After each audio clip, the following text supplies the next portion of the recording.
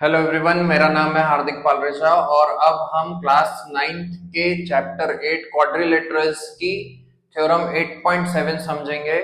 Theorem 8.7 में क्या बोला है? If the diagonals of a quadrilateral bisect each other than it is a parallelogram. एक क्वाड्रिलेटरल है जिसके डायगोनल एक दूसरे को यदि बाइसेक्ट कर रहे हैं तो वो क्वाड्रिलेटरल पैरेललोग्राम होगा। This is the theorem.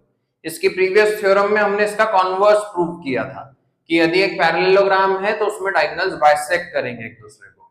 अब हम यहाँ पर क्या कर रहे हैं कि डायगोनल्स यदि बाइसेक्ट कर रहे हैं तो वो पैरेललोग्राम होगा, ये आपको प्रूव करना है। ठीक है, तो यहाँ पर मैंने एक एबीसीडी एक क्वाड्रिलेटरल बना लिया। This is not a parallelogram, this is a quadrilateral. आपको प्रूव करना है कि पैरेललोग्राम होगा।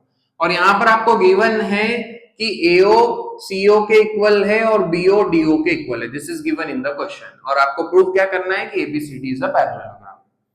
तो देखो, यदि किसी भी क्वाड्रिलेटरल को आप पैरेललोग्राम प्रूव करना चाहते हो तो वहां पर आपको अपोजिट साइड्स को पैरेलल बताना पड़ेगा। यदि मैं यहां पर अपोजिट साइड्स को पैरेलल प्रूव कर दूं तो उससे ये प्रूव हो जाएगा कि ये पैरेललोग्राम है। और अपोजिट साइड्स को पैरेलल प्रूव करने के लिए हम यहां पर इन दोनों ट्राइंगल्स को कॉन्ग्रुएंट प्रूव करेंगे। यदि मैं AOB को COD के कॉन्ग्रुएंट प्रूव कर देता हूं तो CPCT से AB और DC एक दूसरे के पैरेलल आ जाएंगे। वो कैसे आएंगे अभी हम करके देखेंगे। ठीक है, तो क्वेश्चन को अप्रोच कैसे करना है वो बहुत ज्यादा इंपॉर्टेंट है। यदि आप ABCD को पैरेललोग्राम प्रूव करना चाहते हो तो उसके लिए आपको क्या चीज बतानी पड़ेगी, वो यदि आपको समझ में आ जाएगा तो आप क्वेश्चन को सॉल्व कर पाओगे। ओके, तो यहां पर हमने ट्राइंगल AOB और COD को लिया।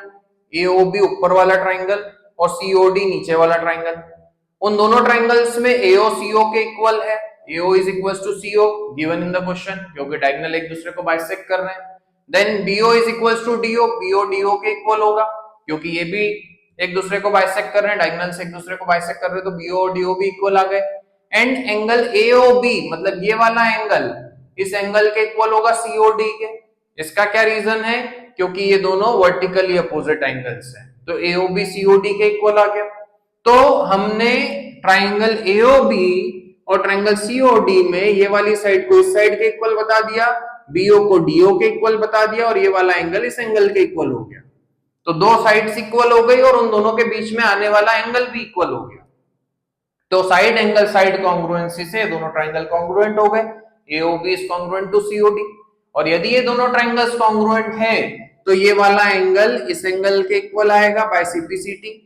ठीक है, जब आप दो ट्राइंगल्स को कॉन्ग्रुएंट प्रूव कर रहे हो तो वहां पर उन दोनों ट्राइंगल्स का नाम सही सीक्वेंस में लिखना बहुत ज्यादा इंपॉर्टेंट है।